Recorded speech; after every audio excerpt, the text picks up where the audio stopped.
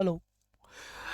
नमस्कार दोस्तों, एक बार फिर स्वागत है आपका आपके अपने चैनल साइंस ग्रुप बलवंत पे। मैं बलवंत सारण आपका स्वागत करता हूं इस डिजिटल प्लेटफॉर्म पे। साइंस ग्रुप बलवंत जो हमारा चैनल है, इसके ऊपर आपको साइंस पढ़ाई जाती थी, अब भी पढ़ाएंगे, आगे साइंस भी पढ़ाएंगे, बायो फिजिक्स केमिस्ट्री सारी कुछ पढ़ाया जाएगा, टेंशन मत लियो। लेकिन यहाँ पर पढ़ाई जाती है अब हाल फिलहाल सरकारी नौकरी यानी लाइनमैन लगाने के लिए, जेई जीएसओ लगाने के लिए इलेक्ट्रिकल की थ्योरी जो 70% आती है। और जैसा कि आप देख रहे हो रेगुलर चल रही है, एक दिन में मेरी 3 दिन 4 4 वीडियो बन जाती है भाई। कल वाली वीडियो में देखा होगा सर, गेटअप तो वही है, ठीक है ना। आज वाली में देखोगे, ठीक है ना, 2 3 दिन ऐसा सोचोगे 3 दिन लगातार वही तो कपड़े नहीं पहन के आ गए, लेकिन ऐसा नहीं है। मैंने एक ही दिन में तीनों वीडियो बनाई होगी, एक ही दिन में चारों वीडियो बना दी होगी, क्योंकि जैसे जैसे मेरे को टाइम मिलता है मैं मेहनत करके आपके लिए वीडियो बना देता हूँ, ठीक है ना। जैसे आपने पिछली वीडियो में ये पढ़ा था, देखो ये देखो इसी बोर्ड पे पढ़ा हुआ है ना, ये पढ़ा होगा, पढ़ा था क्या? ठीक है, अगली वीडियो है ये, ठीक है। क्योंकि भाई थक जाते हैं यार, लगातार 1 घंटे बोलने के बाद थक जाते हैं, तो फिर आराम भी चाहिए, तो वीडियो को लंबा जोड़ना मुश्किल हो जाता है, ठीक है ना। इससे पहले 2 3 ऑफलाइन क्लास भी होती है, क्योंकि आप इलेक्ट्रिकल थ्योरी पढ़ना चाहते हो एलएम के लिए, जीएसओ जेई या शिफ्ट अटेंडेंट के लिए, वाटर पंप ऑपरेटर में भी इलेक्ट्रिकल के क्वेश्चन पूछे जाते हैं भाई, ठीक है। तो उसके लिए आप तैयारी कर रहे हो तो यहाँ से इलेक्ट्रिकल पढ़ सकते हो। 70 नंबर में से आप 70 से 60 प्लस नंबर ले सकते हो, 50 की आती है तो 45 प्लस नंबर लेने की संभावना आपकी बन जाती है। मेरे साथ पढ़ते रहिए, बस मोस्ट इंपॉर्टेंट चीज़ें, सारी चीज़ें आपको पढ़ाई जाती है। हम पढ़ रहे थे सेकेंडरी सेल, क्या पढ़ रहे थे? सेकेंडरी सेल यानी द्वितीयक सेल पढ़ रहे थे हमने, द्वितीयक सेल हम पढ़ रहे थे, जिसमें हमने लेड एसिड सेल पढ़ा था। लेड एसिड सेल पढ़ा था, लेड एसिड सेल जो है वो कंप्लीट कर लिया था हमने, ठीक है ना। इसकी जो ईएमएफ होती है हमने पिछली वीडियो में बताई होगी, नहीं बताई तो मैं बता देता हूँ। इसकी ईएमएफ तो होती है बिना लोड, यानी जब बिना लोड के अगर इसकी ईएमएफ नापोगे तो ये होती है, ठीक है ना। लोड के साथ मापोगे तो वैसे ईएमएफ नहीं बोलते, इसको टर्मिनल वोल्टेज बोलते हैं, लेकिन आप लिख लेना लोड के साथ मापोगे तो ये होता है इसका। लोड के साथ मान लो ये होता है, ठीक है ना, लोड के साथ ये होता है।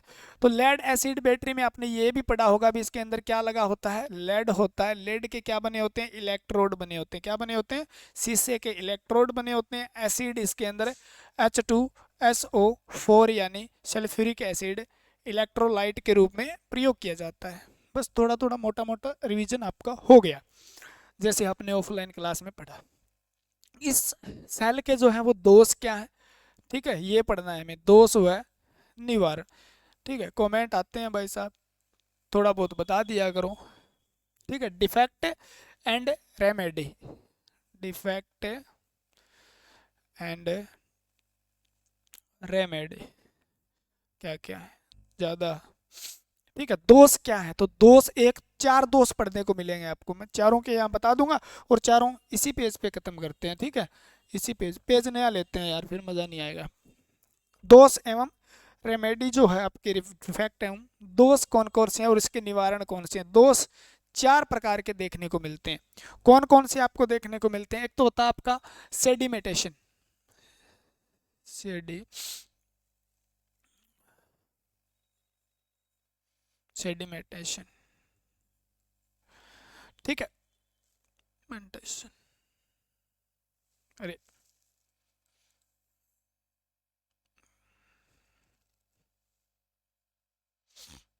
बहुत लंबा नाम है भैया।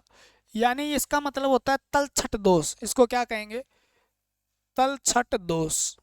वैसे सेडिमेटेशन ही लिखा मिलेगा, कुछ नहीं है सेडिमेटेशन, सेडी का मतलब होता है रेत मिट्टी, ठीक है ना। तलछट यानी कचरा, ठीक है, इसका मतलब क्या होता है? कचरा होता है। तो ये दोष क्या होता है? जैसे भी आपने क्या किया, बैटरी को बार बार चार्ज करते हो आप, बैटरी को क्या करते हो आप? चार्ज करते हो। फिर आपने क्या किया? डिस्चार्ज किया। क्या किया? डिस्चार्ज किया। फिर चार्ज किया, फिर डिस्चार्ज किया, फिर चार्ज किया, फिर डिस्चार्ज किया। ऐसी चीज़ें क्या होती है? बार बार होती है। क्या होता है? ये क्रिया क्या होती है? बार बार होती है। इससे क्या होना शुरू हो जाता है? आपके इलेक्ट्रोड की जो प्लेट है वो किससे बनी हुई है? तो आप कहोगे वो तो लेड की बनी हुई है जी, शीशे की बनी हुई है, हिंदी में इसको क्या बोला जाता है? लेड को शीशे की बनी हुई है। शीशा वो नहीं है जिसमें आप अपना फूटरा फूटरा या आप अपना जो चेहरा देखते हो, खूबसूरत मुखड़ा, चांद सा जैसा मुखड़ा देखते हो, वो नहीं है आपका। ठीक है ना, ये शीशा होता है धातु। क्या होता है? धातु होती है। ठीक है ना, चांदी जैसी होती है। तो ये प्लेट होती है, इसके क्या हो जाते हैं? छोटे छोटे चूर्ण के रूप में टूटना शुरू हो जाता है। चूर्ण के रूप में ये क्या हो जाता है? टूटना शुरू हो जाता है। बार बार कोई चीज उसको चार्ज करेगा, डिस्चार्ज करेगा, चार्ज करेगा, डिस्चार्ज करेगा, तो क्या हो जाता है? उसके टुकड़े उतरने शुरू हो जाते हैं, उसकी चिटकनी उतरनी शुरू हो जाती है, छोटी छोटी छोटी छोटी छोटी छोटी उतरनी शुरू हो जाती है। वो क्या हो जाता है? वो नीचे जाकर क्या हो जाती है? जमा होना शुरू हो जाती है। ठीक है ना, क्या हो जाती है? वो जमा होना शुरू हो जाती है, यानी छोटे छोटे चूर्ण टूटकर लेड के लेड के छोटे प्लेट के लेड, जो प्लेट लेड के छोटे छोटे टुकड़े टुकड़े करके चल दिए। टुकड़े टूटकर नीच बेट खोल जो होता है ना, टूटकर नीचे जमा होने शुरू हो जाते हैं, हो जाते हैं, शुरू हो जाते हैं। तो क्या होता है जी? कुछ नहीं होता। ये लेड ही तो है, लेड के टुकड़े हैं, नीचे टूट कर गिरेंगे। प्लेट जो है ऊपर लगी हुई है, प्लेट के नीचे धीरे धीरे धीरे धीरे धीरे कूड़ा इकट्ठा होता जाएगा, तो शॉर्ट सर्किट होने का खतरा रहता है। क्या रहता है? शॉर्ट सर्किट होने का खतरा रहता है। जो जो नीचे जमा होने शुरू हो जाते हैं, जो शॉर्ट सर्किट का खतरा उत्पन्न करते हैं। ठीक है, खतरा उत्पन्न करते हैं। इस दोष को क्या कहा जाता है? सेंडिमेंट। क्या कहा जाता है? सेडिमेंटेशन कहा जाता है, या तलछट दोष कहा जाता है। यानी लेड है, मान लो प्लेट लगी है, देखो यार क्या लगी है? प्लेट लगी है। ये प्लेट है, एक एक प्लेट है, इसके टुकड़े इकट्ठे हो जाए, मान लो ऐसे ऐसे इकट्ठे हो जाए, इकट्ठे होने के बाद ये दोनों क्या हो जाए? टच हो जाए, तो क्या हो जाएगा? एक पॉजिटिव थी, एक नेगेटिव थी, शॉर्ट सर्किट हो सकता है। तो शॉर्ट सर्किट हो सकता है। ठीक है ना, तो शॉर्ट सर्किट होने का डर रहता है, इस खतरा उत्पन्न रहता है। और इस चूर्ण से टूट टूट कर नीचे टुकड़ों को जाने को कौन सा दोष कहते हैं? तल छठ दोष कहते हैं। यानी नीचे जमा हो जाते हैं, मान लो उसके टूट टूट के नीचे जमा हो जाते हैं। भाई कोई बात नहीं। निवारण क्या है बताइए? इसका निवारण क्या है? तो इसके लिए आपको क्या यूज करना है? आसुत जल, ठीक है, वह सेपरेटर का प्रयोग करके इस दोष को दूर किया जा सकता है। अशुद्ध जल क्यों जी? आप लेते हो मान लो और जल कोई, तो उससे क्या होगा? ये तल छट के टुकड़े टूटना क्या हो जाएंगे? ज़्यादा शुरू हो जाएंगे। तो इसलिए हमें क्या लेना चाहिए? या तो पानी को गर्म करके उसको ठंडा करके प्रयोग करें, गर्म गर्म पानी में उसको शुद्ध करके, या आप क्या करें? या आप करें भी, ठीक है ना, अशुद्ध जल का प्रयोग करें। फिल्टर वाला, आरओ वाला पानी बैटरी में डालना चाहिए। ठीक है ना, बार आरओ वाला बैटरी में पानी डालना चाहिए। पानी बूंद बूंद करके डालना चाहिए, बूंद बूंद करके अमल डालना चाहिए। आप कमेंट में बताओगे, अगले में बता दूंगा भी। तेजाब में पानी डालना चाहिए, पानी में तेजाब डालना चाहिए? बताइए आप। और आप घर में प्रयोग करते हो इस चीज़ का, आपने डाला भी होगा, तो आप तेजाब में क्या डालते हो? यार तेजाब ऊपर से डालते हो या पानी ऊपर से डालते हो? तो इसका क्वेश्चन का आंसर वही है बस। यानी आप डाइल्यूट वाटर या सेपरेटर, यानी अलग से नीचे क्या बना दिए जाते हैं? खांचे बना दिए जाते हैं बड़े बड़े से। ठीक है ना, ताकि वो चूर्ण उसके अंदर जाता रहे और प्लेट इससे भी ऊंची हो। नीचे नीचे क्या बन जाते हैं? छोटे छोटे खांचे बना दिए जाते हैं। तो सेपरेटर का यूज करके भी इसका प्रयोग है, इसको दोष को दूर किया जा सकता है। टाइम बहुत खाते हो जी। कोरोजन, यानी क्या बोलते हैं इसको? संक्षारण बोलते हैं, जंग वाला यार, जंग का दोष होता है ये। ठीक है ना, क्या होता है? जो आपके टर्मिनल जो होते हैं, ये वो उसका दोष है। किसका? टर्मिनल। कौन से टर्मिनल? ऊपर जो पॉजिटिव और नेगेटिव, जो बैटरी के जो बाहर निकले होते हैं, ठीक है ना। तो टर्मिनल किसके संपर्क में रहते हैं? वायु के संपर्क में रहते हैं, ठीक है। तो वायु के अंदर क्या होती है? नमी होती है, या वायु क्या हो सकती है? अम्लीय भी हो सकती है। वायु के नम या अम्ल जो है क्या करता है? क्योंकि टर्मिनल किससे बने होते हैं, तो आपको बताया भी था, लेड से बने होते हैं, ठीक है। तो लेड किससे क्रिया करके? अम्ल या नमी से क्रिया करके क्या हो जाता है? नमी से क्रिया करके सफेद नीली परत का निर्माण कर लेता है, ठीक है ना। बस यही दोष है, यही दोष है। ऊपर टर्मिनल लगे होते हैं। बैटरी देखी है आपने? हाँ जी। बैटरी देखी है आपने? हाँ जी। ये बैटरी है। बैटरी के ऊपर ये टर्मिनल लगे होते हैं ना, एक पॉजिटिव एक नेगेटिव। ये क्या होते हैं? नंगे तो होते हैं। क्या होते हैं? नंगे होते हैं। तो इस क्या होता है? वायु के संपर्क में आते हैं, या नमी जो अम्ल है, ठीक है, उसके संपर्क में आते हैं। भी अम्ल कई बार गैस सी बनती है, उड़ती है, थोड़ा बहुत बाहर आ जाता है, उसके टच में आते हैं। तो क्या हो जाता है? इसके ऊपर क्या हो जाता है? इसके ऊपर जंग सा लग जाता है। क्या लग जाता है? कि जंग सा लग जाता है, जिसको क्या बोलते हैं? संक्षारण दोष। क्या बोलते हैं? संक्षारण दोष। यानी कोरोजन का मतलब ही जंग लगना होता है ना, ठीक है ना। तो वो जंग सा होता है, वो सफेद नीली परत बन जाती है अम्ल या वायु के संपर्क में आने से। वायु के अंदर नमी होती है, उसके संपर्क में आने से वो क्या हो जाता है? वो हो जाता है। आपने देखी भी होगी कभी, देखना उसके बीच में क्या हो जाता है? सफेद सफेद, और वो क्या है? नमक सा आ जाता है। तो वो क्या है? उसी को बोलते हैं कोरेजन। उसको दूर क्या कैसे किया जा सकता है? दूर किया जा सकता है जी, निवारण है उसका। उसको क्या बोलते हैं? देखो, सफेद नीली, देख लेना आप आज बैटरी पे जाके, ठीक है। इससे क्या हो जाएगा? दोष क्यों है जी? इससे क्या हो जाता है?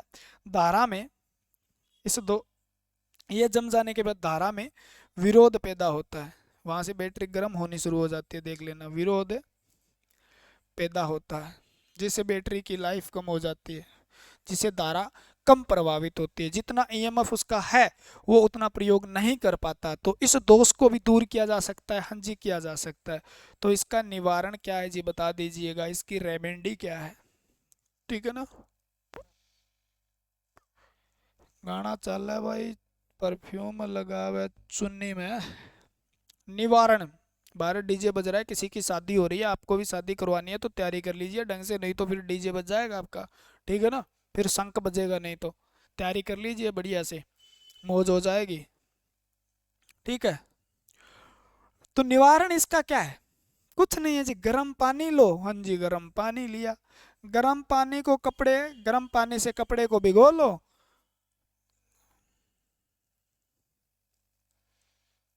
गर्म का पानी से कपड़े को भिगोकर, ठीक है। इसके बाद निकल कैडमियम और निकल आयरन सेल करें भिगोकर, क्या करो? साफ कर दो भिगोकर, टर्मिनल को साफ कर दो, ठीक है ना। या तो गर्म कपड़े से भिगो, या उस पर ग्रीस वगैरह लगा के रहो, साफ करना चाहिए, बार बार साफ करते रहो उसको, ठीक है ना, जैसे जमता है। या आप क्या कर सकते हो? ग्रीस वगैरह का या चिकने पदार्थ का यूज कर सकते हो। पेट्रोलियम जेली का ग्रीस या पेट्रोलियम जेली आती है ना, उसका प्रयोग कर, उस जेली को लगाकर, ग्रीस वगैरह लगाकर या जेली भी लगाकर इसको दोष को दूर किया जा सकता है, ताकि इससे अभिक्रिया नहीं होगी। दोनों दोष समझ में आ गए होंगे। अगला दोष है आपका, अगला दोष क्या है? बकलिंग। बकलिंग, अगला दोष क्या है? बकलिंग है, ठीक है। परफ्यूम लगावे चुन्नी में, चुन्नी मारो चुन्नी में। अच्छा, बकलिंग का मतलब क्या है? बकलिंग का सीधा सीधा मुड़ना है, ठीक है ना। इसका मतलब क्या है? मुड़ना है, बस। बस इतना याद हो गया? हो गया। जब भी किसी बैटरी बैटरी को उच्च धारा पर चार्ज किया जाता है, उच्च धारा लगा, इतनी ज्यादा एम्पियर दे दो बैटरी को, एकदम से बैटरी मुड़ जाएगी। और उच्च धारा पर डिस्चार्ज किया जाए तो ये दोष पैदा होता है, ठीक है ना। क्या होता है? ये दोष पैदा होता है। क्या दोष पैदा होता है? देखो, यानी आप क्या करते हो, बहुत ज़्यादा धारा से चार्ज कर रहे हो बैटरी को, या बहुत ज़्यादा धारा से क्या कर रहे हो, डिस्चार्ज कर रहे हो, एकदम ज़्यादा करंट ले रहे हो या एकदम करंट ज़्यादा दे रहे हो, किसको, बैटरी को। तो बैटरी के अंदर क्या, प्लेट है, बैटरी के अंदर क्या है, प्लेट है। तो उच्च धारा देने पर बैटरी के अंदर प्लेट जो है, ठीक है ना, चाहे नेगेटिव पॉजिटिव, प्लेट क्या हो जाती है, मुड़ जाती है, प्लेट क्या हो जाती है, मुड़ जाती है, प्लेट क्या हो जाती है, मुड़ जाती है। इस दोष को बकलिंग कहते हैं। क्या होते हैं, बकलिंग। जिसके कारण, मुड़ने के कारण क्या हो सकता है जी, शॉर्ट सर्किट हो सकता है। क्या हो सकता है, शॉर्ट सर्किट हो सकता है। कैसे, ठीक है ना, यानी इस प्रकार से मुड़ जाए, एक पॉजिटिव नेगेटिव इस प्रकार से मुड़ जाए, तो नीचे से क्या हो सकती है, टच हो सकती है, टच हो सकती है, टच, जिसके कारण शॉर्ट सर्किट हो सकता है और बैटरी की लाइफ भी कम होती है। क्या होती है, बैटरी की लाइफ भी कम होती है। देखा भी होगा, बैटरी टेढ़ी हो जाती है, आपने कभी देखा हो तो, मोबाइल वाली बैटरी टेढ़ी हो जाती है, फूल जाती है, तो वो फूलती क्यों है, ठीक है। तो शॉर्ट सर्किट होने का क्या रहता है, खतरा रहता है। यानी बकलिंग क्या होता है, उच्च धारा या उच्च धारा पर चार्ज या डिस्चार्ज करने पर बैटरी की जो प्लेटें हैं वो क्या हो जाती है, मुड़ जाती है, जिससे शॉर्ट सर्किट होने का खतरा रहता है, ठीक है ना, शॉर्ट सर्किट का खतरा रहता है। इस प्रकार के दोष को बकलिंग कहते हैं, इस प्रकार के दोष को बकलिंग कहते हैं, जिससे बैटरी की लाइफ बहुत कम हो जाती है। इसको दूर किया जा सकता है क्या, निवारण रेमेडी क्या है इसकी, तो आप बताओगे जी। बैटरी को 6 एम्पियर 25 एम्पियर, यानी बैटरी को 6 एम्पियर से ज़्यादा चार्ज ना करें कभी भी। आप मोस्ट इंपॉर्टेंट क्वेश्चन बन जाता है।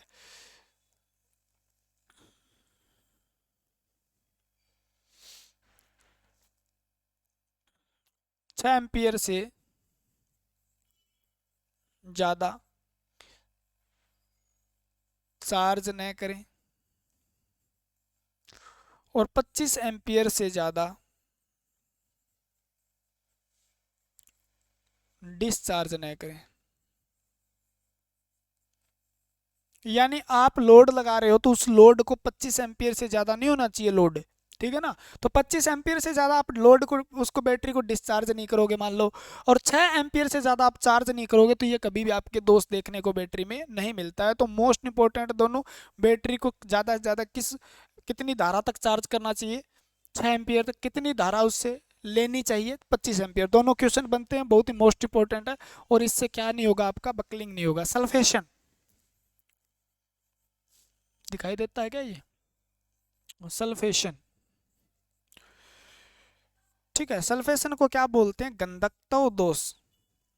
गंधकत्व याद न करो आप, सल्फेशन आपने सुना भी होगा, बार बार आप शब्द सुनते होंगे, गंधकत्व दोष क्या होता है, देखो।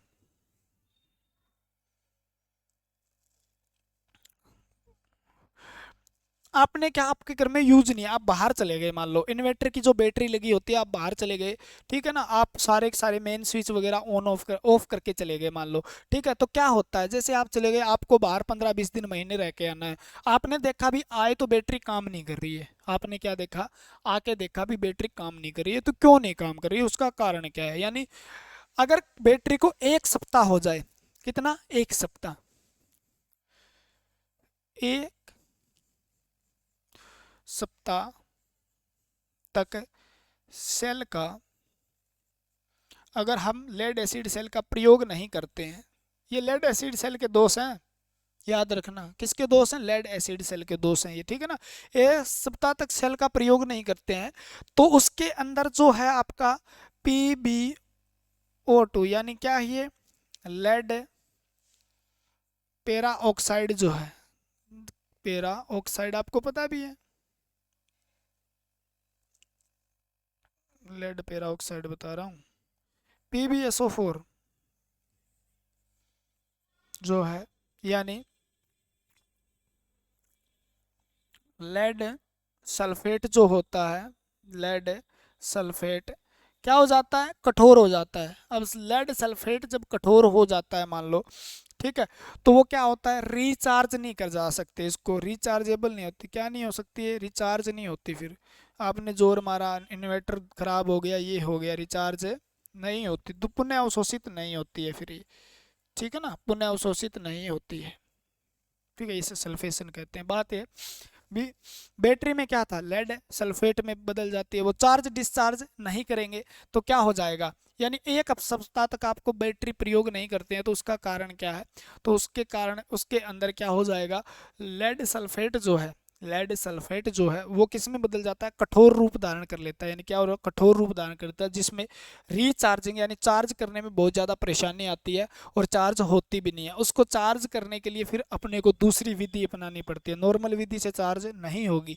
अगर बैटरी में क्या आ गया है, सल्फेशन आ गया है, गंधकता दोष आ गया है, तो वो नहीं होगी। तो इसके लिए क्या करना चाहिए, तो करना कुछ नहीं है आपको, क्या करना है, ठीक है, निवारण क्या है जी इसका, चार दोस्त है, बिल्कुल आसान आसान दोस्त है। एक सप्ताह में एक बार, सप्ताह में एक बार दोष को दूर किया जा सकता है, पूर्ण चार्ज करें वह डिस्चार्ज करें, डिस्चार्ज करनी चाहिए, तो ये दोष क्या हो सकता है, दूर हो सकता है, ठीक है ना, कठोर नहीं होगा। अगर ये हो भी गया तो इसको दूर करने के लिए, बैटरी को चार्ज करने के लिए कौन सी विधि अपनाई जाती है, तो आपने पढ़ा भी होगा, ट्रिकल चार्जिंग विधि अपनाई जाती है, आगे पढ़ेंगे यहाँ पर, constant voltage charging, constant current charging, trickle charging method जो है वो अपनाया जाता है दोबारा। बहुत देर तक एम्पियर, 1 एम्पियर करंट देकर क्या किया जाता है, बहुत देर तक लंबे समय तक कम धारा में बैटरी को चार्ज करना क्या कहलाती है, ट्रिकल चार्जिंग कहलाती है, जो सल्फेशन को दूर करने के लिए की होती है। एक सप्ताह में एक बार पूर्ण रूप से डिस्चार्ज कर लो आप, चार्ज कर लो, आपकी बैटरी के अंदर सल्फेशन नहीं आएगा। चार दोष पढ़े हमने, चारों किस प्रकार से थे, सेडी, इसका मतलब क्या, रेत के कण की तरह आपके लेड के चूर्ण नीचे जम जाते हैं, जिसके कारण शॉर्ट सर्किट होने का खतरा रहता है। इस दोष को क्या कहते हैं, तलछट दोष कहते हैं, ठीक है ना। निवारण, आशुद्ध जल का प्रयोग करें, ठीक है, सेपरेटर का प्रयोग करके या नीचे खांचे सी बना के भी इसका दोष है। जंग लग जाते हैं टर्मिनल पे अम्ल या जल के संपर्क में आने से, ठीक है, नमी के संपर्क में आने, कपड़ा गर्म करें, गर्म पानी में भिगो के साफ कर दें, या उस पर ग्रीस या पेट्रोलियम जेली लगा के छोड़ दें, ठीक है। बकलिंग जो होता है, बकलिंग का मतलब, बकलिंग बकलिंग बकलिंग मतलब मुड़ना, ठीक है ना, ज़्यादा करंट दोगे, ज़्यादा करंट लोगे तो क्या हो जाती है, बैटरी मुड़ जाती है, प्लेटें मुड़ जाती है, प्लेटें मुड़ जाती है, प्लेटें मुड़ जाती है, बेचारी के ऊपर ज़्यादा लोड डालोगे तो प्लेटें क्या हो जाती हैं, मुड़ जाती है, तो उसको बकलिंग कहते हैं। 6 एम्पियर 25 एम्पियर, 6 एम्पियर से ज़्यादा चार्ज ना करें, 25 एम्पियर से ज़्यादा डिस्चार्ज ना करें।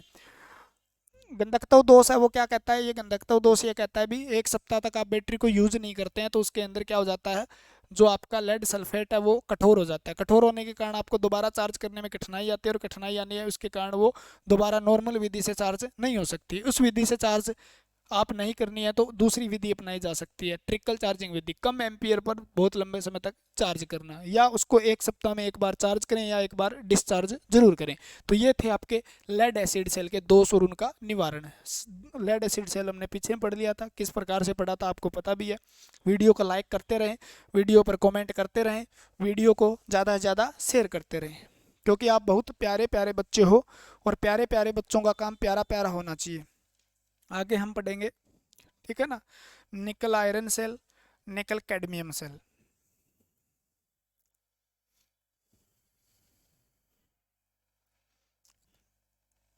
ठीक है। कौन से सेल पढ़ने हैं हमें, सेकेंडरी सेल पढ़ रहे हैं हम। ताना रे ताना, ताना ताना, बहुत बहुत शुभकामनाएं।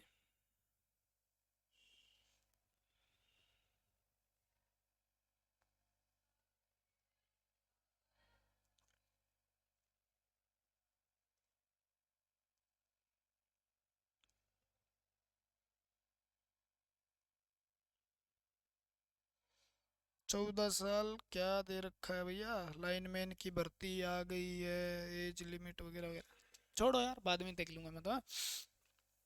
लाइनमैन देखा तो याद आ गई आपकी, है ना, लाइनमैन देखते हैं तो याद आ जाती है आपकी। तो आपका है निकल आयरन सेल, क्या पढ़ना है जी, निकल आयरन सेल पढ़ना है, या कौन सा सेल, निकल लोहा सेल है, निकल आयरन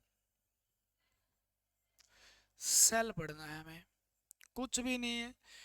निकल को क्या कहते हैं जी, तो इसको क्या कहते हैं, निकिल को आप एन, इसको ऐसे लिखते हैं। और आयरन को रासायनिक नाम फेरस होता है, इसको एफ ई से लिखते हैं। ठीक है ना। तो इन नामों को जोड़ के आप इसको निफे सेल भी कहते हैं। क्या कहते हैं, निफे या निफे। कौन सा सेल है, निफे सेल भी कहा जाता है। बस कुछ नहीं है यार, सेम का सेम है। बस बस चार बातें याद करनी है यार, क्या याद करना है आपको। देखो इसका ईएमएफ कितना होता है, तो ईएमएफ इसका जो होता है 1.2 वोल्ट से लेकर 1.5 वोल्ट तक होता है। ठीक है ना। इसका आंतरिक प्रतिरोध, मेन तो आंतरिक प्रतिरोध होता है, आंतरिक इंटरनल रेजिस्टेंस। ठीक है ना, आंतरिक प्रतिरोध, इंटरनल रेजिस्टेंस जो होता है, ईएमएफ इंटरनल रेजिस्टेंस जो होता है वो उच्च होता है। इसका क्या होता है, उच्च होता है, हाई होता है। ठीक है ना। कितना होता है वो तो निकालेंगे तब। दक्षता जो होती है इसकी वो कितनी होती है, तो 80% तक होती है। क्या होती है, 80% तक इसको डिस्चार्ज किया जा सकता है। क्या किया जा सकता है, 80% तक उसको डिस्चार्ज किया जा सकता है। ठीक है ना। इनको दूसरा क्षारीय सेल भी कहा जाता है। क्या कहा जाता है रे, अरे क्या कहा जाता है, क्षारीय सेल, एल्कलाइन सेल भी कहा जाता है। कौन सा सेल होता है, क्षारीय सेल होता है। क्यों होता है जी, क्योंकि इसके अंदर इलेक्ट्रोलाइट जो होता है वो कौन सा प्रयोग होता है, तो इलेक्ट्रोलाइट आपका पोटेशियम हाइड्रो ऑक्साइड के साथ में लिथियम हाइड्रेट प्रयोग होता है। क्या होता है, लिथियम हाइड्रेट प्रयोग होता है। तो लिख लो आप, इसको हम बोलते हैं पोटेशियम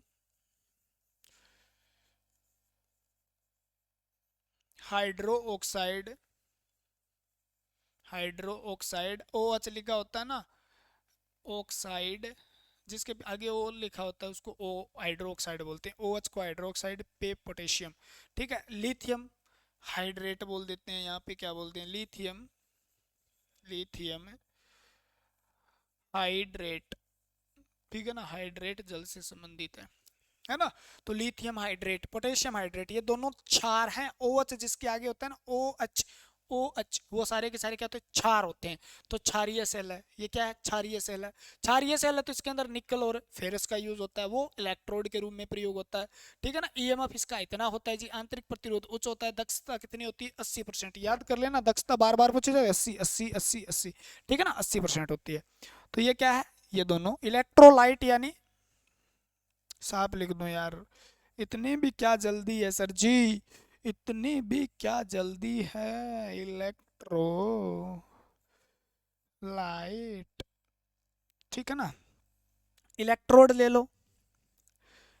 इलेक्ट्रोड क्या है, इलेक्ट्रोड, इलेक्ट्रोड क्या होते हैं जी, दो होते हैं, पॉजिटिव नेगेटिव, यानी पॉजिटिव और नेगेटिव। जो इलेक्ट्रोड जो होते हैं इसके अंदर जो प्लेटें होती हैं वो किसकी बनी होती है, तो एक तो आपकी निकिल की बनी होती है और एक आपकी बनी होती है फेरस की। पॉजिटिव ऊपर लिखो nickel, nickel ferrous, nickel ferrous यानी लोहा। तो आप कह सकते हो क्या जी, हाँ जी हम तो कह दें, हम तो कुछ भी कह देते हैं, किसी को भी कह देते हैं।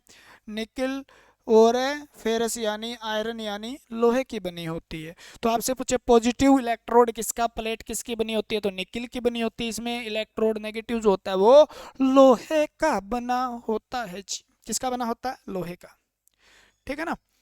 और इसके मतलब वोल्टामीटर क्या है, क्या वोल्टामीटर क्या कहेंगे, इसका कवर जो होता है, कंटेनर जो होता है, कंटेनर जो होता है वो स्टील से बना होता है, स्टेनल स्टील से बना होता है। तो ये स्टील से बना होता है तो ये क्या होती है, भारी होती है थोड़ी, क्या होती है, भारी व महंगी होती है, भारी व महंगी होती है। ठीक है ना। किससे बना होता है, इसका कंटेनर जो होता है वो स्टील से बना होता है। ठीक है। और इसके अंदर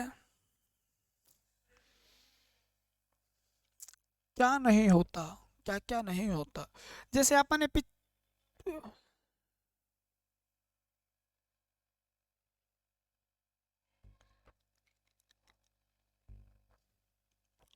ठीक है। दोष इसके अंदर कौन सा आता है देखो,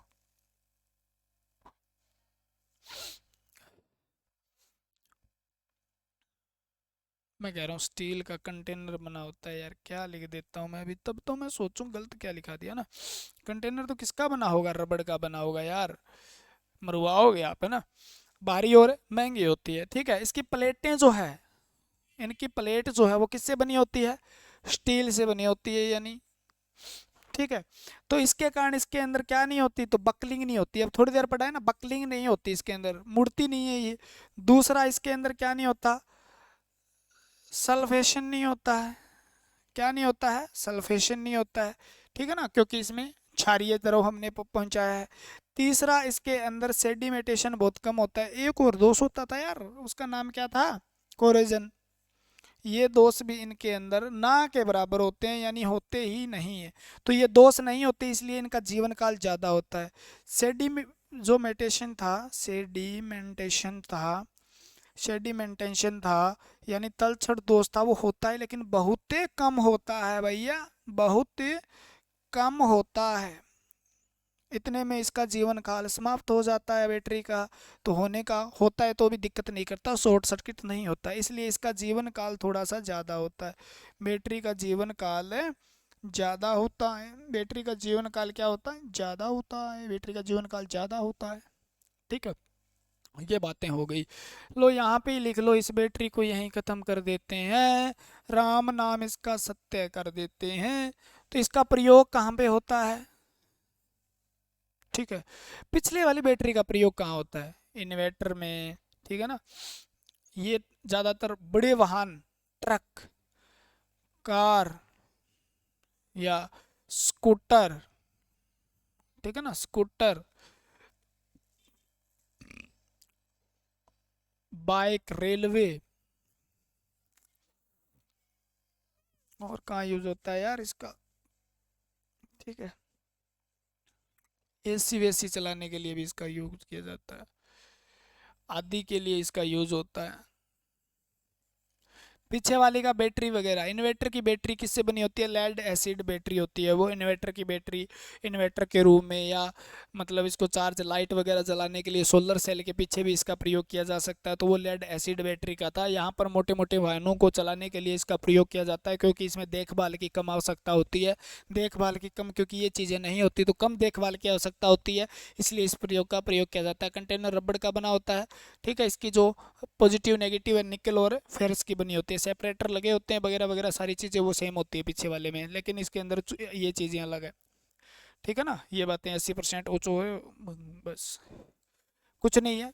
आगे है निकल कैडमियम सेल, पढ़ लेना आप, मैं पढ़ा देता हूँ। निकल कैडमियम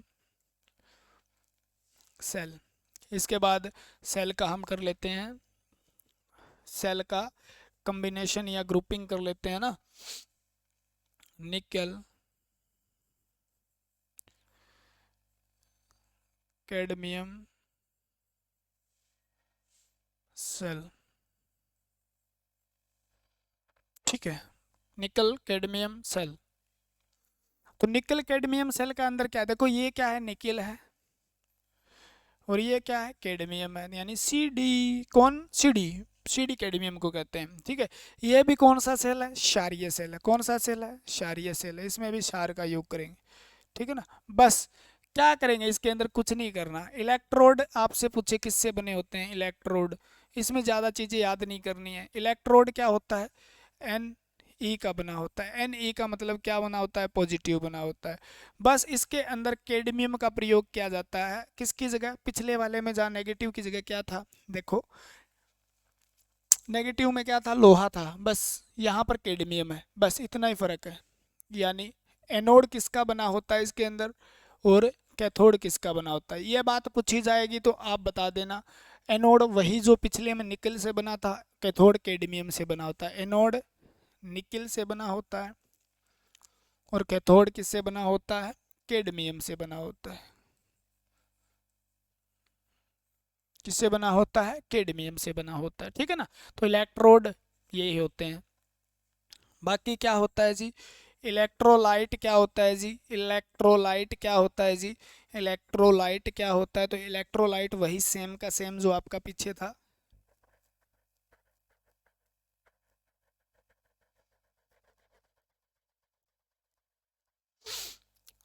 क्या था पीछे था?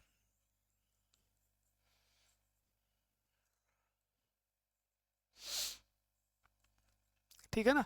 पोटेशियम हाइड्रोक्साइड और लिथियम हाइड्रेट जो था वो इलेक्ट्रोलाइट, सेम का सेम वो वाला ही प्रयोग होता है यार। पीछे देख लेना, ये क्या, पोटेशियम हाइड्रोक्साइड और लिथियम हाइड्रेट का प्रयोग होता है किसके रूप में? इलेक्ट्रोड के रूप में। किसके रूप में? इलेक्ट्रोड के रूप में। ठीक है ना। ये तो हो गया जी, हो गया हो गया।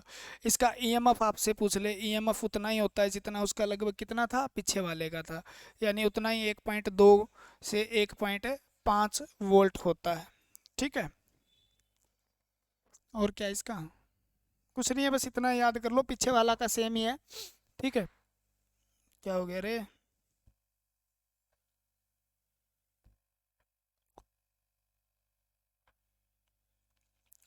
ठीक, बस कुछ नहीं है। ठीक है, ये भी लिख लो। आंतरिक प्रतिरोध कम होता है, वहां पे क्या था, उच्च था, कम होता है क्योंकि इसमें लोहे की जगह, क्योंकि इसमें कैडमियम का प्रयोग किया जाता है, कैडमियम का प्रयोग किया जाता है। ठीक है, सेम सेल है, वो का वो है, बस एक इसके अंदर आंतरिक प्रतिरोध को कम किया जाता है, किसका प्रयोग करके? लोहे की जगह क्या करके? यहाँ पर क्या था बताओ, लोहा था, यहाँ पर था लोहा था, बस लोहे को हटा दिया, लोहे की जगह क्या लगा दिया? लोहे की जगह कैडमियम लगा दिया, सिर्फ और सिर्फ किसके लिए? इस उच्च प्रतिरोध, जो आंतरिक उच्च प्रतिरोध था उसको कम करने के लिए। क्योंकि यहाँ पर क्या था देखो, आंतरिक प्रतिरोध उच्च था, ठीक है ना, और यहाँ पर क्या है, आंतरिक प्रतिरोध निम्न होता है, आंतरिक प्रतिरोध कम होता है, निम्न होता है, क्योंकि इसके अंदर क्या लगा दिया? अरे किसके मैसेज आ रहे हैं यार?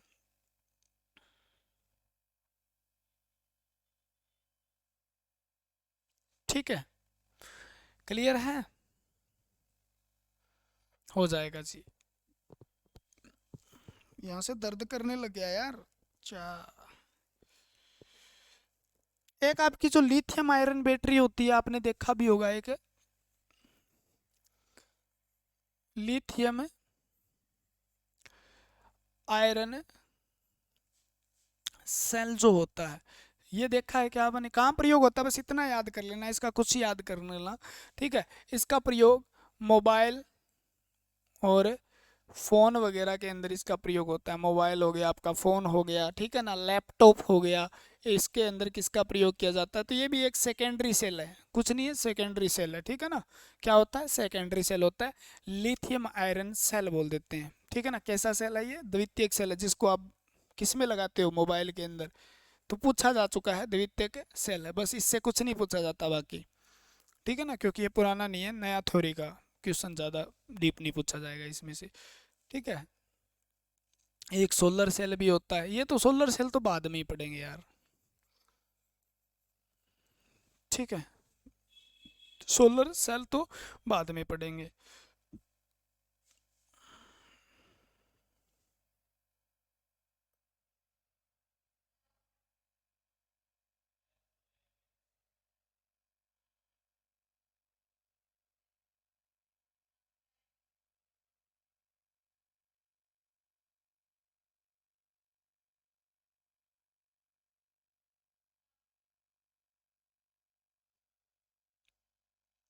क्लियर है? पानी पी लेता हूँ भाई, सांस लेने दिया करो यार थोड़ा सा।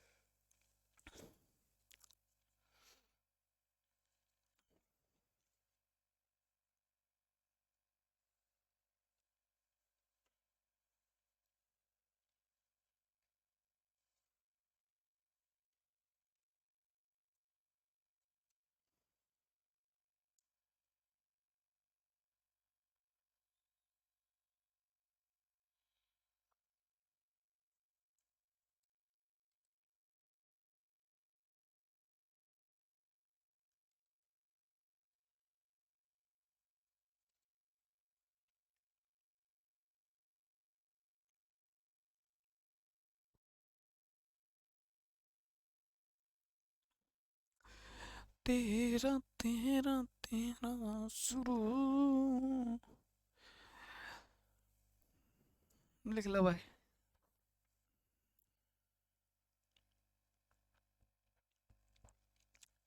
क्या करवाएं?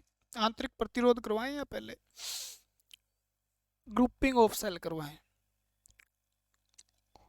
लिख लो यार, ग्रुपिंग ऑफ, दोनों ही करवा देंगे। ग्रुपिंग ऑफ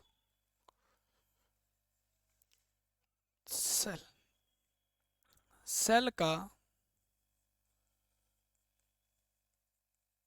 संयोजन किस प्रकार से करते हैं, यानी वोल्टेज उच्च वोल्टेज लेनी हो आपको, कम लेनी हो, ठीक है ना, कम वोल्टेज लेनी हो, धारा उच्च लेनी हो, इस प्रकार से लेने के लिए आपको क्या करना पड़ेगा, क्या करना पड़ेगा बताइए? कुछ नहीं करना जी।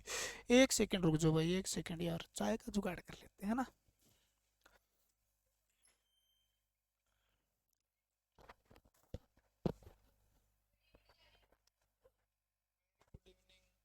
ठीक हो? जाओ बना ले कोई चाय जुगाड़ कर ले।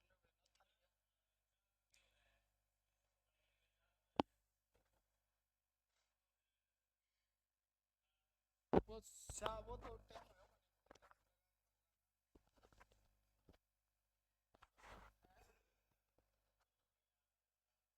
बना ले यार, कंठ सूख रहे यार। बोलो जे वो तारो जत थे को न्यू करते हैं वो करते हैं। अच्छा क्या बात थे को बात हो गया। देखियो ऐसा मास्टर है। इज्जत तो अब चाह बनाते तो बढ़ाई देखो कितनी करूंगा मैं।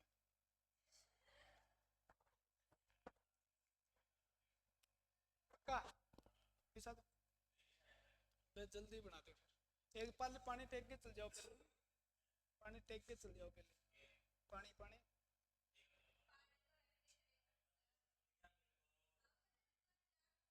ठीक।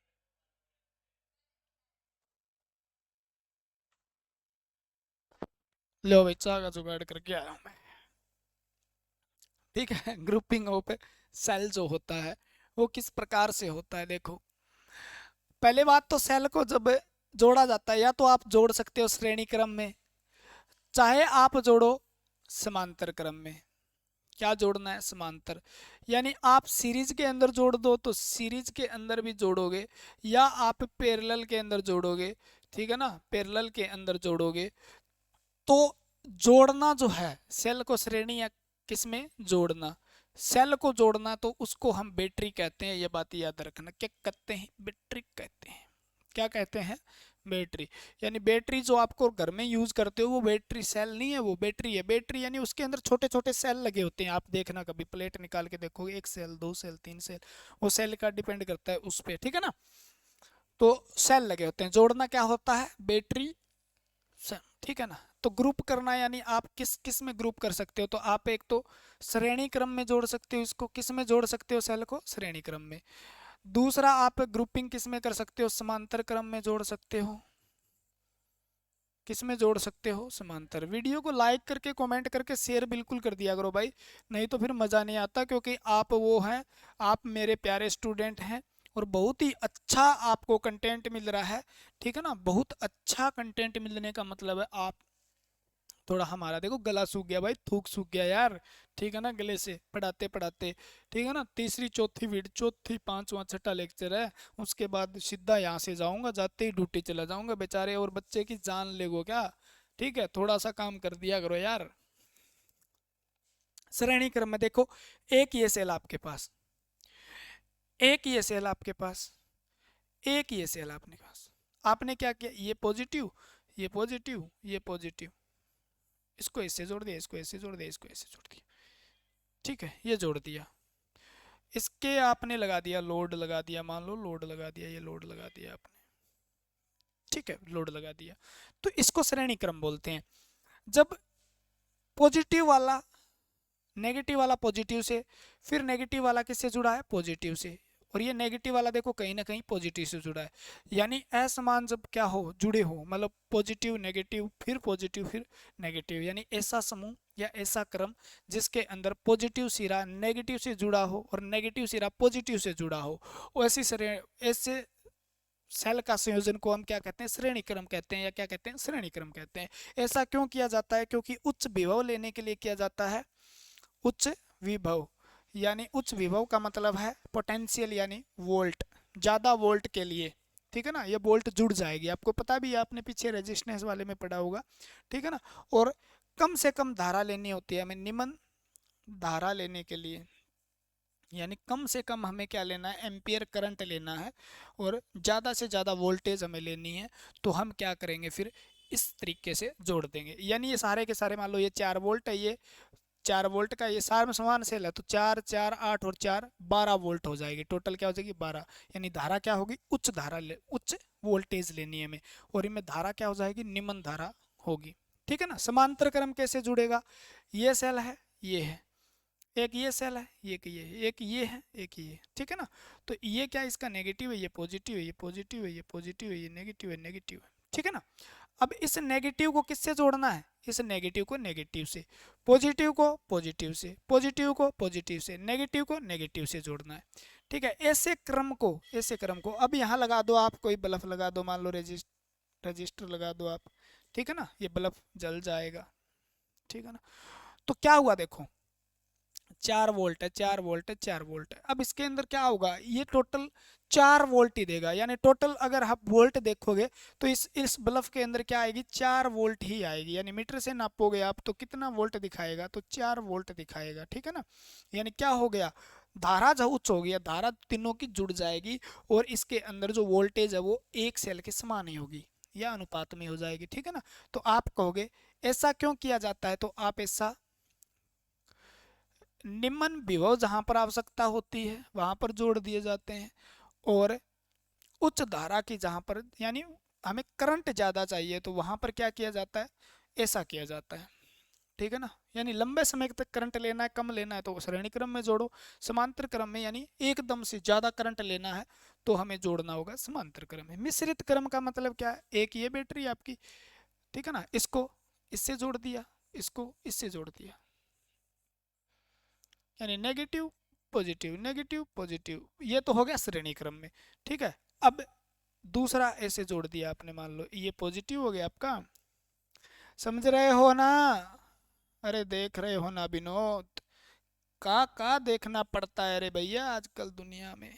अब इनको जोड़ दो आप, यानी ये दोनों जो है बैटरी वो तो हो गई आपकी पैरेलल के अंदर, क्या हो गई, पैरेलल के अंदर, और ये बैटरी क्या होगी, श्रेणी क्रम, यानी समांतर और श्रेणी दोनों के अंदर है, यानी श्रेणी समांतर। तो इस क्रम को क्या बोल दिया, मिश्रण बोल दिया, क्या बोल दिया, मिश्रण। यानी यहाँ पर आप रेजिस्टेंस लगा दो।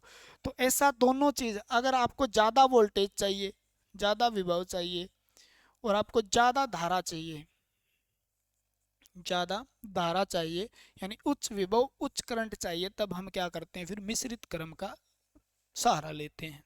क्या लेते हैं, मिश्रित क्रम का सहारा लेते हैं। तो इस प्रकार से, यानी इसको जोड़ोगे वोल्टेज ज्यादा होगी, यानी जुड़ जाएगी वोल्टेज, याद है क्या, रेजिस्टेंस वाला सेम फंडा लग जाएगा यहाँ पे, है ना, ठीक है ना। वोल्टेज जुड़ जाएगी, वोल्टेज कितनी आएगी वो यहाँ पे, धारा कितनी आएगी वो निम्न होगी, ठीक है ना। यहाँ पर वोल्टेज नहीं धारा जुड़ जाएगी, विभव क्या होगा, एक जैसा हो जाएगा, यानी कम से कम होगा। समझाने की कोशिश कर रहा हूँ। मिश्रित क्रम के अंदर ऐसा होगा, अभी धारा भी ऊंची हो जाएगी और आपका वोल्टेज भी ऊंचा हो जाएगा, ठीक है। तो ऐसा क्रम करो कि आपको दुनिया सलाम करे। तो हम क्रम नहीं, हम श्रेणी क्रम कह रहे हैं भैया। पॉजिटिव के साथ negative, positive negative, positive negative, यानी ये जुड़ी हुई है, इसको श्रेणी क्रम कहते हैं। क्या कहते हैं, श्रेणी क्रम कहते हैं, ठीक है। श्रेणी क्रम के अंदर क्या होगा देखो, हमें फिर पढ़ना पड़ेगा, उच्च विभव मिलेगा, ठीक है ना, और निम्न धारा मिलेगी। कितनी मिलेगी, क्या मिलेगी, सारा बताएंगे, ठीक है ना। इसके अंदर क्या होता है, तो मैंने कहा सभी विभव जुड़ जाता है, सभी विभव जुड़ जाता है, समझा देंगे याद तो यार। दूसरी बात क्या कह रहा है, अगर समान विभव वाले सेल है, मान लो समान विभव के सेल जोड़कर बैटरी बनाते हैं, समान विभव के सेल जोड़कर बैटरी बनाई जाए तो उसका कुल विभव, तो कुल विभव क्या होगा, तो कुल विभव हो जाएगा, यानी आपको कह दे मान लो 3 सेल है, ठीक है, कितने सेल है 3, तो इसका ईएमएफ जो होगा वो टोटल कितना हो जाएगा, तो एन ई हो जाएगा।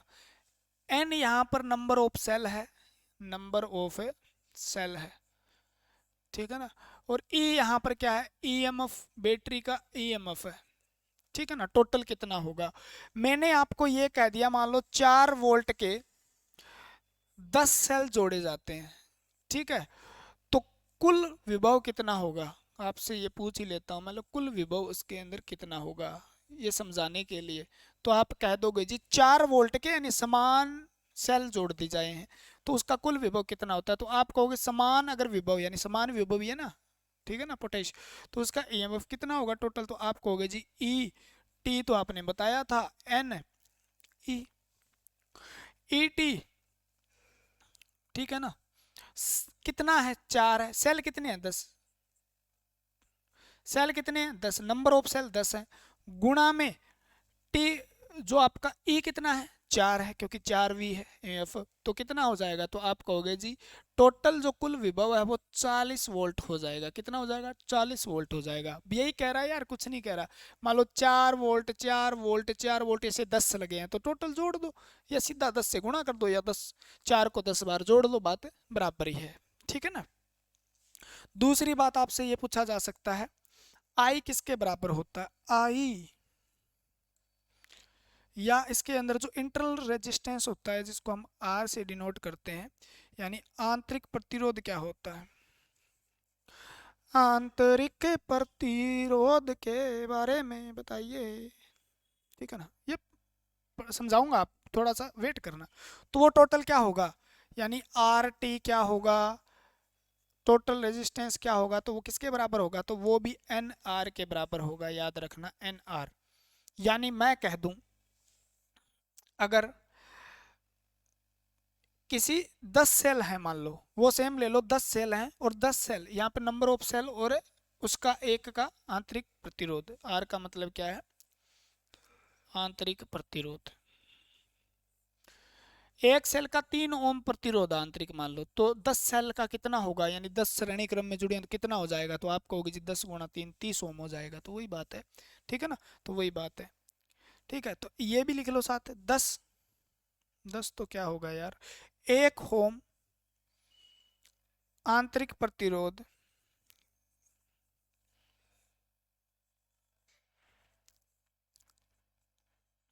वाले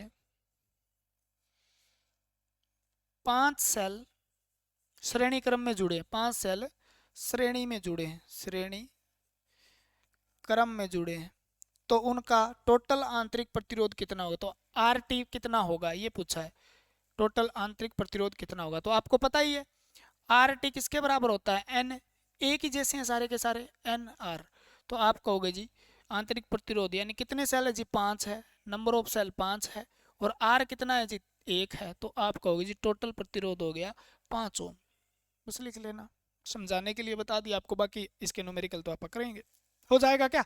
आंतरिक प्रतिरोध क्या होता है, यानी वो प्रतिरोध जो सेल के अंदर होता है, आप मार्केट गए मुंजी गए, आपने कहा जी मेरे को 2.2 वोल्ट ईएमएफ का सेल चाहिए, बोला जी ठीक है दे दोगे, उसके ऊपर 2.2 लिखा था, लेकिन आपने घर आके जैसे ही उसको सेल लगाया और उसके ऊपर आपने जोड़ दिया बल्ब, बल्ब जोड़ने के बाद आप चेक करते हो उसका तो यार 2.2 से कम ही आ रहा है, तो दुकानदार ने ठग लिया होगा, लेकिन नहीं भैया, दुकानदार ने ठगा नहीं है, वो क्या किया, वो ईएमएफ आपने क्या होता है वो टर्मिनल वोल्टेज होता है, क्योंकि सेल का अपना भी कुछ प्रतिरोध है जो धारा का विरोध करता है, धारा का विरोध करता है तो उसका ईएमएफ क्या हो जाता है वो डाउन होके बाहर निकलता है, जिसको हम टर्मिनल वोल्टेज या परिपथ धारा के परिपथ विभव कहते हैं, ठीक है ना, तो वो किसके कारण होता है, वो आंतरिक प्रतिरोध के कारण होता है, वो कितना होगा क्या होगा वो उसका क्वेश्चन बनता है, न्यूमेरिकल बनता है, वो आगे करेंगे हम, ठीक है ना। तो ये श्रेणी क्रम की बातें थी जिसके अंदर आपको पूछा जाएगा आई क्या होती है, तो आई आपको पता है आई क्या होती है, आपने फार्मूला किया है? बोलो जी हाँ जी हमने किया है। ओम ओम करते हैं तो वीर होता है बंदा। ओम ओम करने से क्या होता है? वीर होता है। तो आई बराबर क्या हो गया बताओ? वी बटे आर हो गया। आई बराबर क्या होता है? वी बटे आर हो गया। तो इसके अंदर आई क्या है? तो आप कहोगे जी जो क्या था?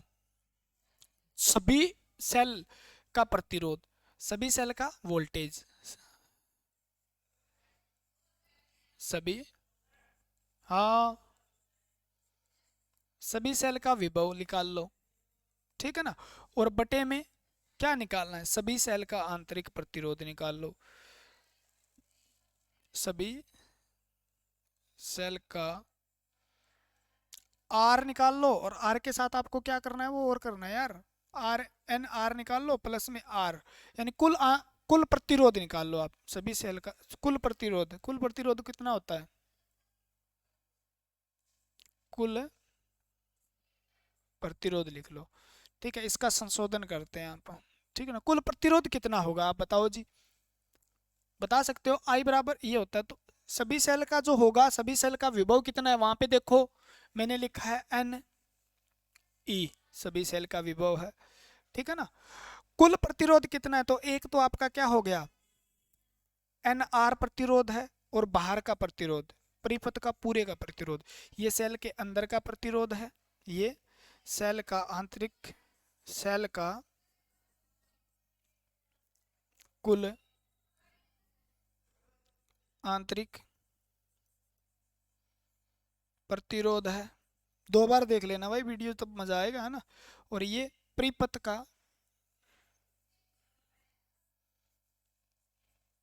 प्रतिरोध है। ठीक है, दोनों को जब जोड़ोगे तो कुल प्रतिरोध हो जाएगा, तो धारा का मान हो जाएगा, यानी धारा निम्न होगी, क्योंकि इसके अंदर क्या होगा? एक तो इंटरनल जो रेजिस्टेंस है वो काम कर रहा है, और एक बाहर वाला रेजिस्टेंस काम कर रहा है। दोनों को जोड़ लेंगे और उससे भाग करेंगे किसको? विद्युत धारा को। तो ये किसके बराबर आ जाता है? आई के बराबर आ जाता है। ठीक है, किसके बराबर आ जाता है? आई के बराबर आ जाता है। तो श्रेणी क्रम का ये सौदा रहता है भाई। ठीक है, ये तो रह गया श्रेणी क्रम का।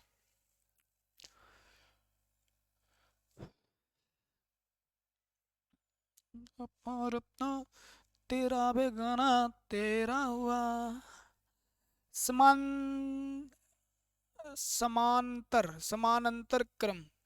ठीक है ना? समांतर क्रम, समांतर क्रम का क्या फंडा है भाई?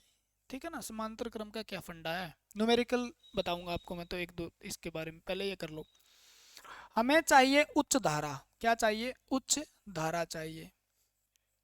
ठीक है, और अगर हमें चाहिए निम्न विभव, तो हम सेलों को जोड़ देते हैं किसमें? समांतर क्रम में, यानी इसी प्रकार से जोड़ देते हैं। ठीक है ना? पॉजिटिव। धन्यवाद सर जी, बहुत बहुत आपका। भगवान आपका भला करे, आपका, आपकी जल्दी से शादी हो। ठीक है ना? हम आपको खुश देखना नहीं चाहते हैं।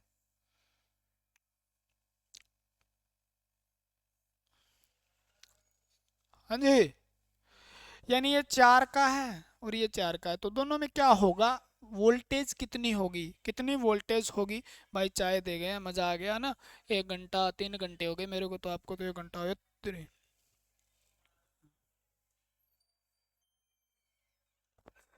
इतनी चाय 2 दिन में नहीं पीता सर मैं। और पी लेंगे वो।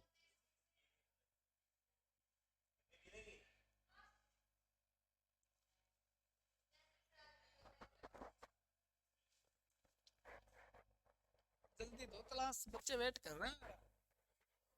वो मैं गायब हो जाता हूँ तो बच्चों को ऐसे हो जाता है, कहाँ गए सर? ठीक है ना?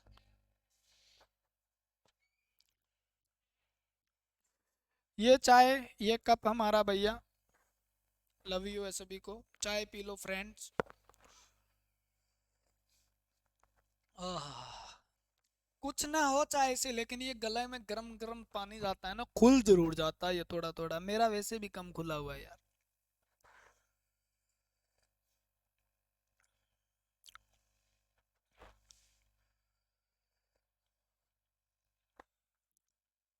ठीक है, तो इसके लिए प्रयोग किया जाता है, देखो।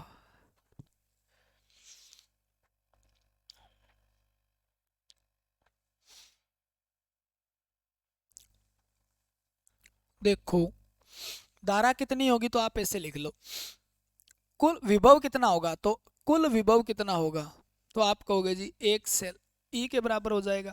यानी एक इसके अंदर 4 वोल्ट है तो यहाँ पर कितना आएगा, ये जो दिखाएगा ना वी, ये वी है वो कितना दिखाएगा, तो आप कहोगे जी 4 वोल्ट ही दिखाएगा। यानी आप कह सकते हो कुल विभव जो होता है वो कितना होता है, तो कुल विभव समांतर क्रम में एक सेल के समान होता है, अगर एक जैसे सेल हैं तो। और ज्यादातर एक जैसे सेल कोई जोड़ा जाता है, ध्यान रखना, एक सेल के समान होता है, अलग अलग विभवांतर वाले सेलों को नहीं जोड़ा जाता, समान एक जैसे ईएमएफ वालों को एक सेल के समान होता है, ठीक है ना। मैं कह दूं यहाँ पर 10 सेल 4 वोल्ट के समांतर क्रम में जोड़े गए हैं, क्रम में जोड़े गए हैं, कुल विभव क्या होगा, कुल विभव क्या होगा, तो आपका आंसर क्या रहेगा। आपने तो बताया जाती ई टी बराबर ई के होता है, तो कुल विभव क्या रहे, 10 हो चाहे 50 हो, सेल क्या है, चक्कर है, 10 हो 50 हो 50 हो लाख हो, तो ई टी कितना हो जाएगा, तो ई मतलब 4 वोल्ट, तो टोटल कितना हो जाएगा 4 वोल्ट हो जाएगा बस, ठीक है ना, कुछ भी तो नहीं है यार। ये हो गया।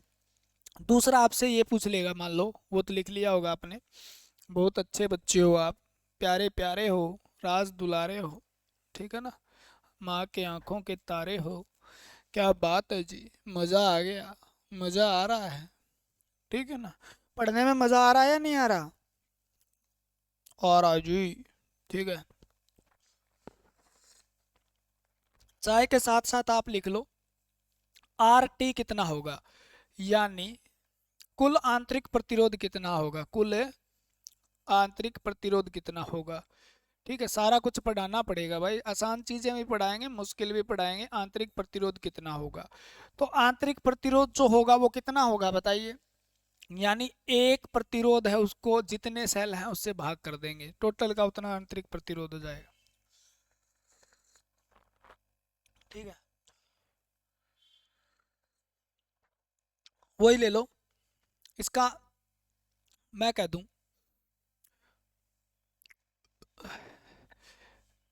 आर है 1 ओम, ठीक है, और सेल की संख्या है 10, कितनी है 10, तो समांतर क्रम में जोड़े गए हैं मान लो, तो कितना टोटल आंतरिक प्रतिरोध कितना होगा, कुछ नहीं है, ये ऐसे ही कह रहा है, ठीक है। तो आर कितना लिखा मैंने 1 ओम, और सेल कितने हैं 10, ठीक है ना, तो आर टी कितना हो गया, तो आप कहोगे जी 0.1 ओम हो गया, यानी कम हो गया, कम हो गया, क्या हो गया, कम हो गया, तो धारा क्या हो जाएगी, उच्च हो जाएगी, बताइए आपको।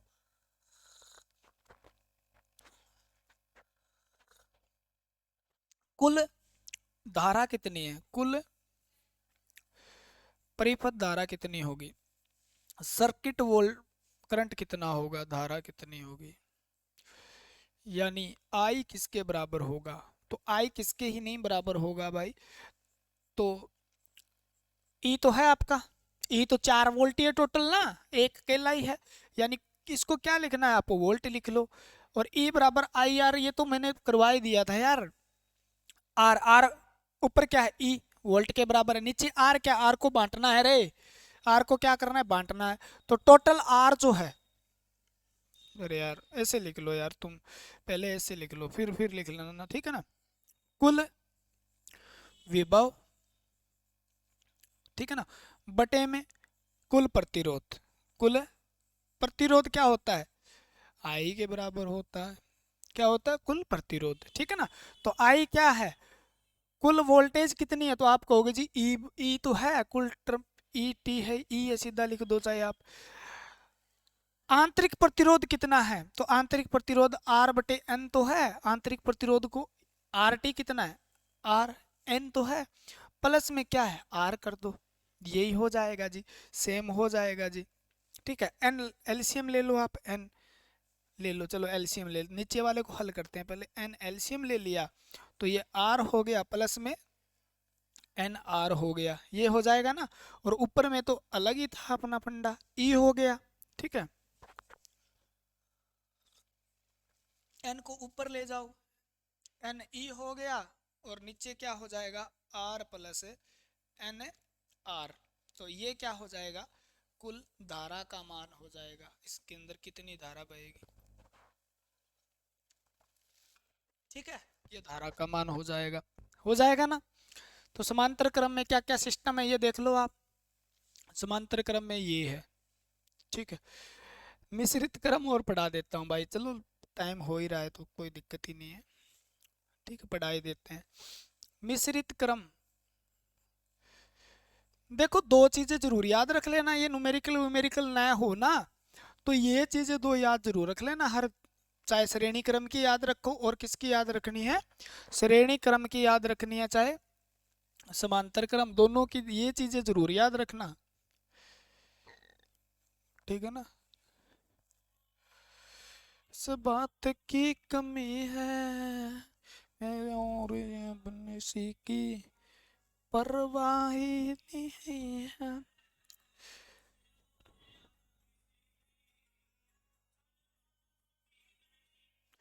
मेरी जिंदगी में तुम हो, किस बात की कमी है, पढ़ लिया करो भैया। ठीक है, ये गाने गुने तो चलते रहेंगे ऐसे ही। ये जोड़ा जाता है अधिक विभव लेना हो, ड्यूटी भी जाना है यार, टाइम हो गया। अधिक उच्च विभव और उच्च धारा दोनों का मान उच्च प्राप्त करना हो, तब हम क्या जोड़ते हैं, मिश्रित क्रम में। और मिश्रित इस प्रकार से होता है, मिश्रित मिश्रित मिश्रित, ये जोड़ दिया, मान लो ये जोड़ दिया आपने, है ना। दूसरा ये जोड़ दिया आपने। ठीक है, positive negative, positive positive negative. मेरा दिल करता है आपको मैं इतना पढ़ा दूं, इतना पढ़ा दूं, आप कहो जी तंग लिंग लिंग तारा तारा। ठीक है ना, ये हो गया आपका मिश्रित क्रम, क्योंकि ये तो श्रेणी क्रम में है, ये क्या है, श्रेणी क्रम में, और ये क्या है, श्रेणी क्रम में। दोनों श्रेणी क्रम में है, ये पूरा सर्किट श्रेणी क्रम में है। लेकिन ये श्रेणी दोनों किस में है, तो ये दोनों जुड़े हैं समांतर क्रम में। समांतर और श्रेणी दोनों इकट्ठे हो गए तो इसको बोलते हैं आपस श्रेणी समांतर क्रम, यानी ये है मिश्रित क्रम। क्या हो जाता है, मिश्रित क्रम। तो ये कैसा करते हैं, तो ये बात मैं फिर कहता हूँ, ये जरूर याद रखना भाई।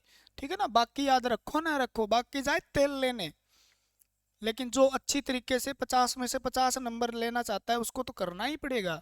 ठीक है ना, 70 में से 70 लेना चाहता है, बाकी आप इस प्रकार से कर सकते हो। ठीक है ना, ईटी क्या होता है, तो ईटी होता है एन ई के बराबर। एन ई निकालने के लिए भी मशक्कत करनी पड़ेगी, ऐसे थोड़ी निकलेगा।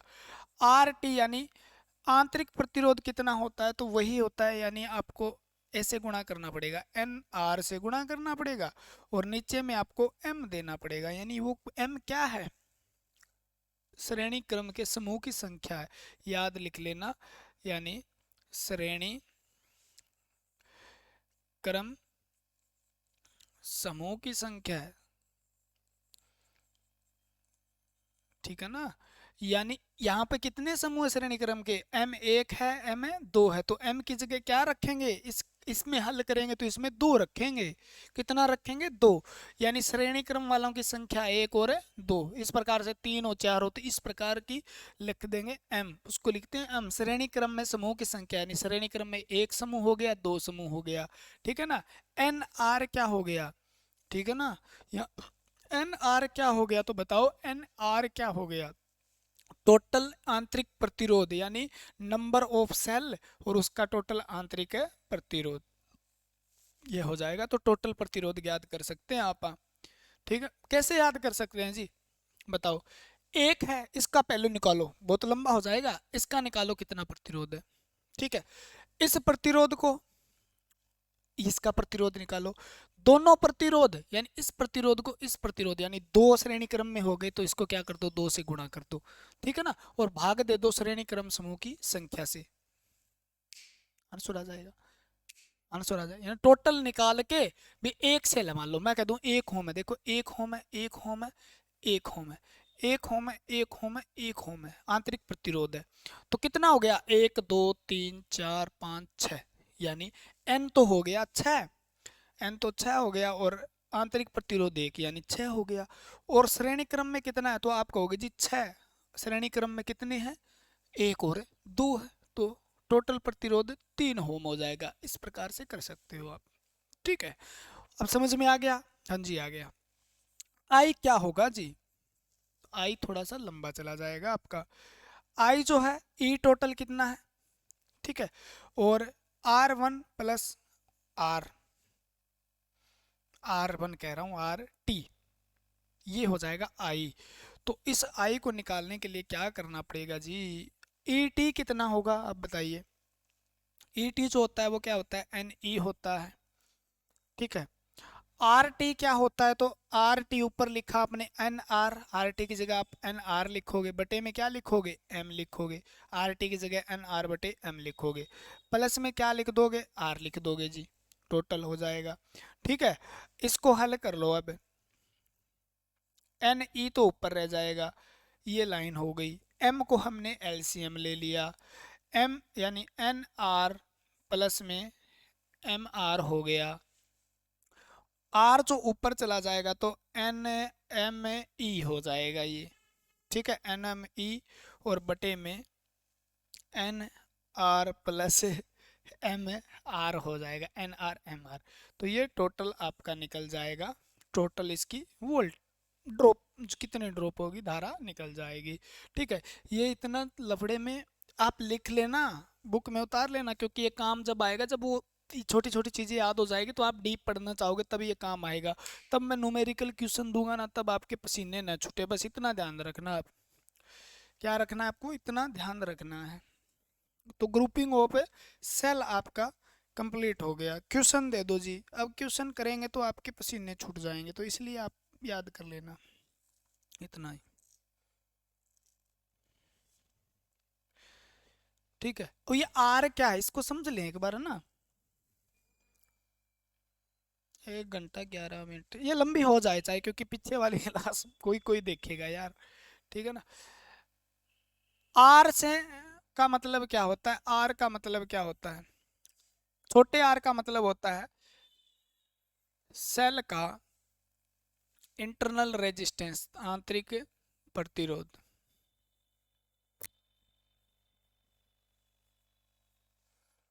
ठीक है,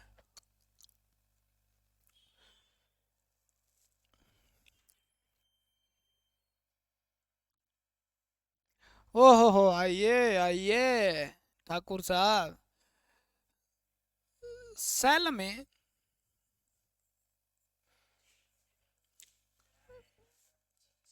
बस 5 7 मिनट को रहे, फिर मैं फिर निकलूंगा भाई। है, 5 वेट कर लो, 5 मिनट भाई। रासायनिक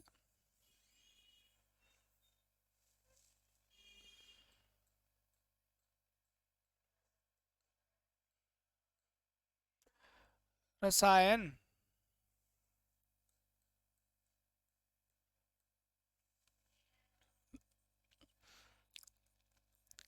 केमिकल के कारण या इलेक्ट्रोलाइट आयन के कारण उत्पन्न प्रतिरोध क्या कहलाता है, आर कहलाता है। यानी आपने देखा भी होगा, भी कोई चीज है यार, उसका जीरो प्रतिरोध नहीं हो सकता। ये मान लो सेल है आपका, ठीक है, सेल के अंदर क्या लगे हैं, 2 इलेक्ट्रोड लगे हैं, क्या लगे हैं, 2 इलेक्ट्रोड लगे हैं मान लो, ठीक है ना। तो इसके अंदर क्या इलेक्ट्रोलाइट है, तो इलेक्ट्रोलाइट है तो इसमें भी तो ईएमएफ यहाँ से यहाँ जाएगा ना, या नहीं जाएगा क्या, वोल्टेज धारा आवेश का प्रवाह करवाना है, तो यहाँ से मान लो ये negative negative negative negative negative negative, positive positive positive positive positive positive,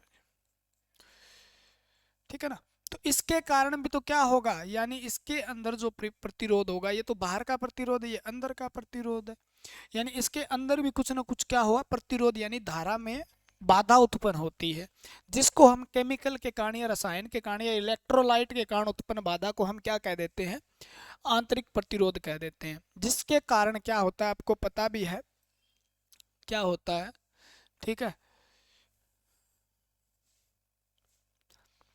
परिपथ में, जिसके कारण परिपथ में सेल के ईएमएफ से कम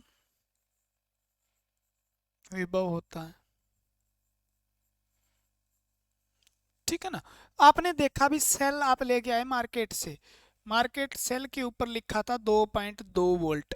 ठीक है, लेकिन आपने जैसे ही सेल को यहाँ लगाया, यानी ये सेल था, इस पे लिखा था 2.2 वोल्ट।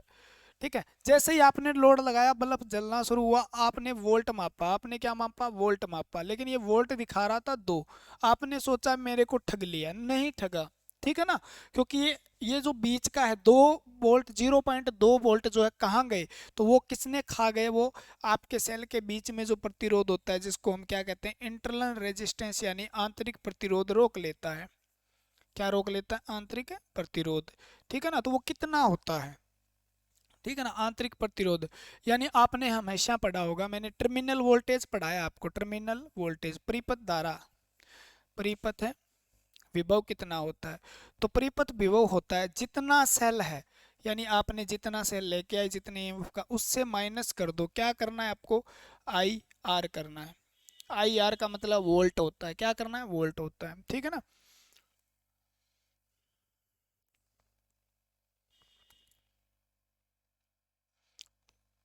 ठीक है।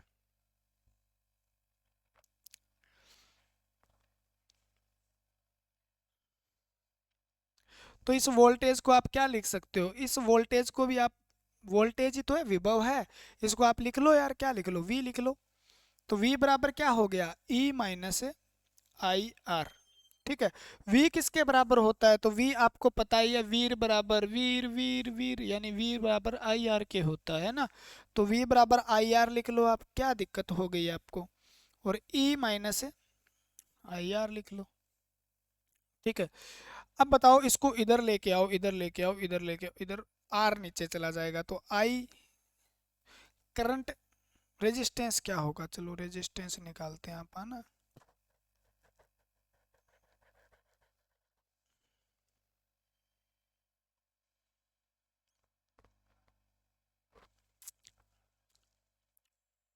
ज्यादा डीप चले गए ना, यानी क्या हो जाए,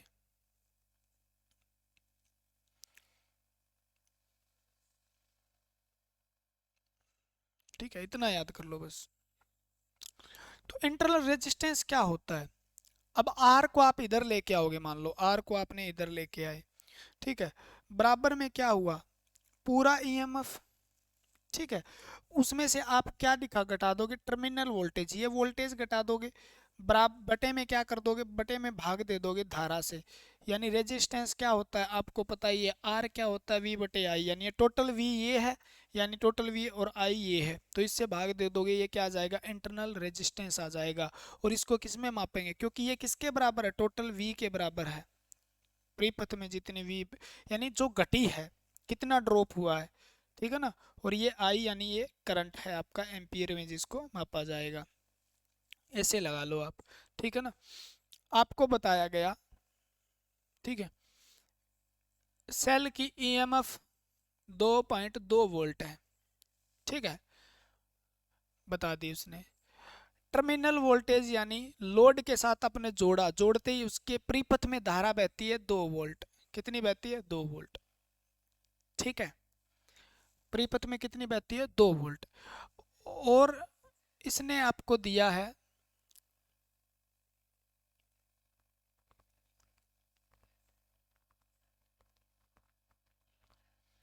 क्या देगा, करंट क्या है, करंट, चलो करंट लिख लो, करंट आपका है 10 एम्पियर, तो क्या होगा 0.5 एम्पियर कर लो, एम्पियर करंट बह रहा है मान लो। ठीक है ना, इतनी वैल्यू है। तो आपको पूछेगा भी ये जो ड्रॉप हुई है इतनी, वो किसके कारण हुई है, तो आर के कारण, यानी आंतरिक प्रतिरोध के कारण ड्रॉप हुई है। तो आंतरिक प्रतिरोध कितना है, तो आप बता पाओगे क्या, हाँ बता दोगे आराम से यार, बताओ। यानी टोटल ईएमएफ 2.2, टोटल ईएमएफ कितना, 2.2 माइनस क्या करना है, कितना कराया है, जितना ड्रॉप हुआ है, यानी ये हो गया। क्लियर है। टर्मिनल वोल्टेज बटे में सीधा सीधा करंट को रखना है, बीच बटे में क्या रखना है, सीधा सीधा करंट को रखना है। आंसर कितना आ जाएगा, यानी 0.2 बटे में 0.5, पॉइंट से पॉइंट कट गया, ठीक है ना, यानी 2/5 आंसर आ गया। तो 5.4, 5 चौके 20 हो जाएगा, 0.4 यानी 0.4 होम आंसर आ जाएगा। तो इंटरनल रेजिस्टेंस जो होगा आंतरिक, यहाँ मैथ समझाना पड़ता है यार, इलेक्ट्रिकल थ्योरी तो क्या है ना। प्रतिरोध क्या होगा, आंतरिक प्रतिरोध। मैथ तो आसान हो जाता है फिर इसके आगे ना, क्योंकि ये भैया हर अलग अलग सूत्र है, हर जगह सूत्र, हर जगह सूत्र, हर जगह सूत्र, सूत्र सूत्र करते दिमाग खराब हो जाएगा। कुछ नहीं आंतरिक प्रतिरोध यार, कुछ भी नहीं है आंतरिक प्रतिरोध, यही तो है आंतरिक प्रतिरोध। यानी अंदर जो, एक तो बाहर प्रतिरोध होता है, प्रतिरोध आपने पढ़ लिया, एक सेल के अंदर का प्रतिरोध, यानी जिसके कारण सेल के अंदर धारा के प्रवाह में रुकावट आती है। सेल के अंदर, बाहर नहीं, सेल के अंदर जो क्या आती है, धारा के बहने में रुकावट आती है, उसको आंतरिक प्रतिरोध कहा जाता है। जिसके कारण आपकी परिपथ जो होती है, टर्मिनल वोल्टेज क्या होती है, परिपथ की धारा सेल की ईएमएफ से कम होती है, और जितनी कम होती है वो किसके कारण होती है, आंतरिक प्रतिरोध के कारण। किसके कारण, आंतरिक प्रतिरोध। तो कितना ड्रॉप हुआ, यानी ईएमएफ कितने का सेल है, उसमें से क्या है, वोल्टेज नापी आपने। मान लो ये कितने का, 2.2 का है, इसमें से यहाँ कितनी देखी आपने वो घटा दो, यानी इसमें से ये घटा के, और करंट कितना है उससे भाग दे दो, इंटरनल रेजिस्टेंस आ जाएगा, वो ओम में मापा जाता है बस। यानी ये सेल कितने का था, ले लिया आपने, इसमें से क्या घटाना है, ये था, ये, यानी टर्मिनल वोल्टेज आपने यहाँ मापी। आप सेल जो होता है, सेल के ऊपर जैसे बल्ब जलाओगे, बल्ब जलाने के बाद वोल्टेज नापोगे, तो ईएमएफ जितना है उससे कम मिलेगा, यानी दोनों का अंतर, और बटे में क्या लगा देना, इसमें कितना करंट है, इस परिपथ में कितना करंट है, उससे भाग दोगे, आंसर आ जाएगा उसका आंतरिक प्रतिरोध का। मापा किस में जाता है, प्रतिरोध ओम में मापा जाता है, पता है आपको, ठीक है ना। तो ये हो गया आपका, ये हो गया आपका सेल का आंतरिक प्रतिरोध। कल हम पढ़ेंगे, क्लास कितनी गई भाई, चार्जिंग विधि, किस प्रकार से चार्जिंग करते हैं, ठीक है ना। उसके बाद कैपेसिटी क्या होती है, एफिशिएंसी क्या होती है सेल की, उसके बारे में पढ़ेंगे। और सेल अपना खत्म हो जाएगा, कुछ न्यूमेरिकल से छोटे छोटे से वो कर लेंगे, और सेल चैप्टर अपना खत्म हो जाएगा। उसके बाद हम स्टार्ट करेंगे नया चैप्टर बढ़िया तरीके से कम हमने 4 से 5 चैप्टर को कंप्लीट कर लिया है, और धीरे धीरे ऐसे ऐसे करते हैं आप सारे सब्जेक्ट चैप्टर खत्म कर लेंगे। देखो, कम से कम आपके सिलेबस में 5 और 6 चैप्टर तो ऐसे हैं। औजार क्या है उसका, सावधानियां क्या है, कुछ भी नहीं है, आपको बिल्कुल एकदम कंठस्थ करवा दूंगा। वो इतनी आसान चीजें तो मैं उठा ही नहीं रहा, वो तो बाद में करेंगे यार। जहां से वो 10 नंबर तो आपके फ्री के हैं, ठीक है ना, 10 नंबर बिल्कुल फ्री के हैं। फ्यूज वगैरह हो गया, ठीक है ना, सेफ्टी क्या है, सावधानियां क्या है, अग्निशामक अंतर कौन है, बिल्कुल फ्री के हैं। रट्टा एकदम याद करवा दूंगा आपको, आप पढ़ते जाइए बस, ठीक है ना, वो तो फ्री के नंबर है। 5 चैप्टर ऐसे हैं जिनमें कोई भी जोर नहीं आएगा आपको, 5 और 6 चैप्टर, वहां से 10 नंबर आपके फ्री के हैं। मेरे साथ जुड़े रहो बस आप। थोड़ी थोड़ी मुश्किल मुश्किल चीजें करते हैं आप, बस जो कर रहे हैं वो मुश्किल ही है, उससे आसानी आने वाली है आगे। संधारित्र पढ़ेंगे, कैपेसिटर पढ़ेंगे, ट्रांसफार्मर पढ़ेंगे, कुछ भी तो नहीं है, डीसी मोटर पढ़ेंगे, एसी मोटर पढ़ेंगे, बिल्कुल आसान है, लेकिन आप मेरे साथ जुड़े रहो बस, ठीक है। आज के लिए बस इतना ही। जय हिंद, जय भारत। मिलते हैं अगली वीडियो के साथ। जल्दी से जल्द वीडियो पर कमेंट कर दें, लाइक कर दें, और कमेंट ज़्यादा से ज़्यादा करके, लाइक ज़्यादा से ज़्यादा करके, ज़्यादा से ज़्यादा शेयर करके पुण्य के भागी बने, ठीक है ना। इस वीडियो में पुण्य कमाने का मौका मिलता है, क्योंकि आपने किसी को शेयर किया और वो पढ़ के सरकारी नौकरी लग गया, तो उसके घर वाले आपको दुआ देंगे, ठीक है ना। और आपकी जल्दी से जल्दी आपको बहुत बढ़िया नौकरी आपको तो मिल ही जाएगी, दुआ से ही मिल जाएगी ना, शेयर करने से ही नौकरी मिल जाएगी भैया। क्योंकि कट ऑफ बहुत कम रहेगी, कट ऑफ का मतलब क्वालिफाई वाले सारे लाइनमैन लग जाएंगे, सारे लग जाएंगे, है ना। और अपने से पढ़ेंगे वो तो पक्का लगेंगे, 101%, 101% गारंटी देता हूँ। अगर जितना पढ़ाए उतना याद कर लेना, नौकरी ना मिले तो मेरे को कह देना सर नहीं मिली, लेकिन पढ़ लेना, याद कर लेना जितना पढ़ाया, तब बताऊंगा मैं आपको, ठीक है ना। तो आज के लिए इतना ही, फिर जय हिंद, मिलते हैं।